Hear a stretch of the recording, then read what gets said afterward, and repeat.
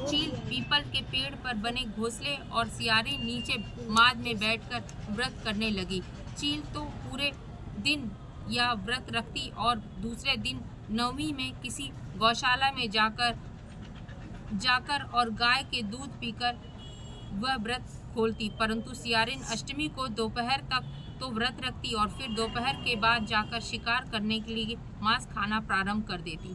चील और सियारिन को अगला जन्म अयोध्या के एक बहुत ही अधिक धनी परिवार में हुआ। सियारिन का जन्म उस धनी व्यापारी के बड़ी कन्या के रूप में हुआ और चील का जन्म उसकी छोटी बहन के रूप में हुआ। बड़ी लड़की की शादी काशी के राजकुमार के साथ हुआ और छोटी बहन की शादी काशी के मंत्री के पुत्र के साथ हुआ। धीरे धीरे समय बीतता गया। राजकुमार काशी का राजा बन गया और मंत्री का पुत्र उस राजा का मंत्री बन गया। बड़ी लड़की जो पूर्व जन्म में सियारिन थी, उसे पूर्व जन्म में तो अधूरे व्रत किए थे, तो इस जन्म में वह व्रत नहीं करती थी। इसके लिए संतान कोई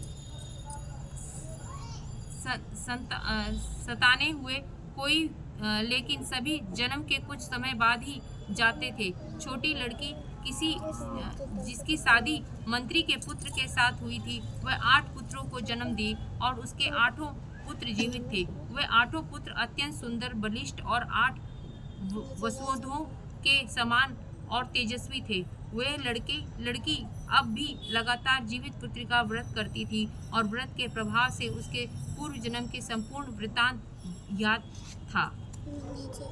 रानी अपनी बहन के 8 पुत्रों को जीवित देखकर रात दिन जलती रहती थी। एक दिन उसने राजा से कहा कि तुम मेरी बहन के पुत्रों को भी वहां भेज दो जहां मेरे पुत्र गए हैं। रानी ने इस बात पर अड़ गई और राजा उसकी बहन के 8 बेटों को मारने के लिए ढेर सारा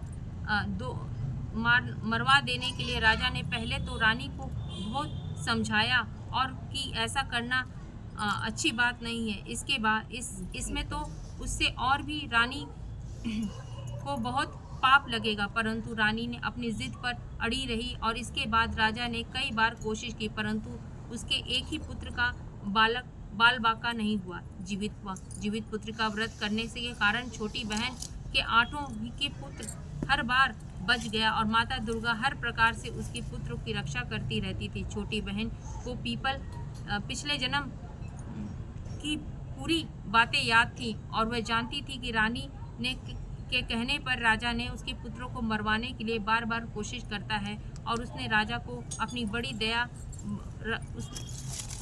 उसे रानी पर बड़ी दया आई और एक दिन उसने अपनी बड़ी बहन के पास